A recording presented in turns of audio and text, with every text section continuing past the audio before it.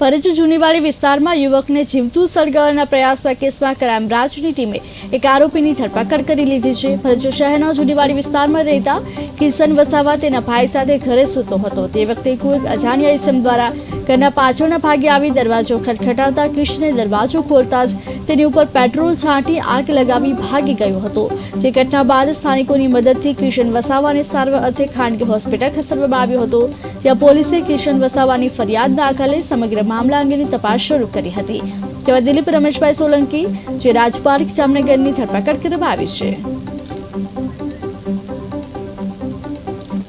2 દિવસ પહેલા ભરૂચ શહેરમાં વસંત મિલની ચાલમાં રહેતા એક કિરણ વસાવા નામના 23 વર્ષના યુવક ઉપર એક ઇસમે પેટ્રોલ છાંટીને મોઢે માસ્ક બાંધીને કિશન વસાવાને જીવતો સળગાવી નાખવાની કોશિશ કર્યા બાબતનો ગુનો ભરૂચ શહેરના બી ડિવિઝન પોલીસ સ્ટેશનમાં દાખલ થયો હતો।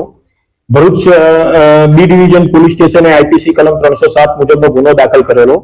આ આરોપી હતો એ અજાણ્યો યુવક હતો જેણે મોઢે માસ્ક બાંધીને કિશન વસાવાને મારી નાખવાની કોશિશ કરી હતી, જીવતો સળગાવી દેવાની। એ ગુનાની ગંભીરતા સમજીને ભરૂચ જિલ્લા પોલીસ વડા શ્રી મયુર ચાવડા સાહેબે ભરૂચ બી ડિવિઝન પોલીસ સ્ટેશનની સ્થાનિક ટીમની સાથે ભરૂચ જિલ્લા એલસીબીની પણ જુદી જુદી ટીમો બનાવીને આરોપીને શોધી કાઢવા માટે તમામ દિશામાં તપાસને આવરી લઈને તમામ પાસાઓ બાબતે તપાસવા માટે જુદી જુદી ટીમો બનાવી માર્ગદર્શન આપીને તપાસ કાર્યવાહી હાથ ધરવામાં આવેલી હતી।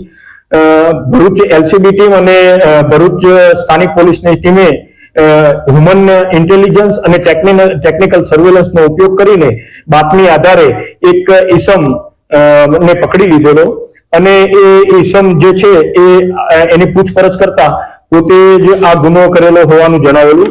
આ ઈસમ છે એનું નામ છે દિલીપ રમેશ સોલંકી કે જે જામનગરમાં રહે છે અને એને પૂછતા એને આ પોતે